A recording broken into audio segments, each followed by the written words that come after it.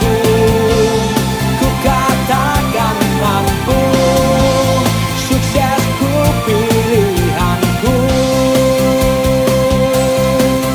Apa kabar? Sukses! Pernah gak sih kamu merasa bahwa diri kamu lebih rendah dari orang lain? Dan kamu cenderung lebih membanggakan orang lain daripada dirimu sendiri. Perasaan benci pada diri sendiri dan rasa bangga pada orang lain adalah masalah yang kompleks dan dapat dipengaruhi oleh berbagai faktor psikologis dan sosial. Berikut ini adalah beberapa alasan yang mungkin menjelaskan mengapa hal ini terjadi. Yang pertama yaitu perbandingan sosial. Dalam budaya yang seringkali mempromosikan perbandingan sosial dan prestasi, kita cenderung membandingkan diri kita dengan orang lain. Jika kita merasa bahwa orang lain lebih sukses, lebih cantik, atau berprestasi daripada diri kita, kita dapat merasa rendah dari orang itu. Dan saat itulah kebencian terhadap diri kita tumbuh. Kedua adalah faktor trauma atau pengalaman masa lalu. Pengalaman traumatis atau negatif dalam kehidupan kita, seperti pelecehan, penolakan, dan pengabaian dapat menyebabkan rasa benci pada diri kita. Pengalaman ini dapat mempengaruhi persepsi kita tentang diri sendiri dan menghasilkan perasaan yang merugikan.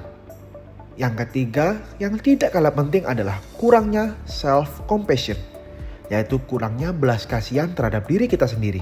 Kita cenderung menghakimi dan membebani diri kita terhadap pandangan orang lain. Kita selalu berusaha untuk memenuhi ekspektasi orang lain tanpa memberikan pujian terhadap diri kita sendiri. Hal inilah yang akan semakin menumbuhkan rasa kebencian kita terhadap diri kita. Dengan kurangnya apresiasi pada diri, kita akan terus-menerus semakin membenci dan membenci apa yang telah kita lakukan. Dengan begitu, kita tidak memiliki semangat atau gairah untuk semakin mengejar mimpi kita lebih jauh lagi.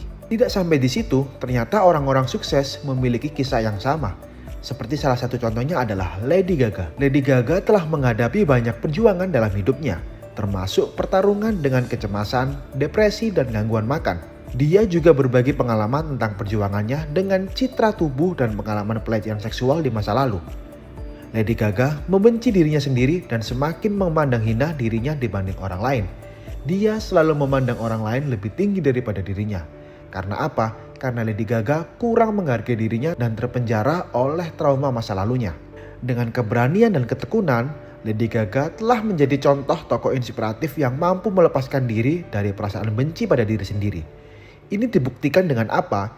Dibuktikan dengan Lady Gaga mulai tampil di dunia entertain dan mulai menampilkan karya-karya dan bakat-bakatnya dengan cara mengubur dalam-dalam trauma masa lalu yang telah dihadapinya.